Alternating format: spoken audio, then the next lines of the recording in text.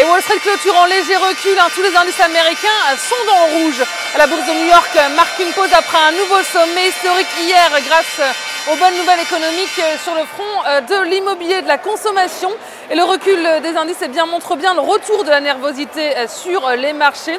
Et les interrogations concernant la poursuite de la politique monétaire reviennent à la charge et les investisseurs se demandent quand les taux vont augmenter, jusqu'à quand ils pourront compter sur le soutien de la Fed. Et Wall Street est fragilisé également par des inquiétudes sur la croissance mondiale. L'OCDE a revu à la baisse ses prévisions de croissance mondiale pour 2013, sauf au Japon. Et puis le recul du marché est limité tout de même par quelques annonces de fusion-acquisition.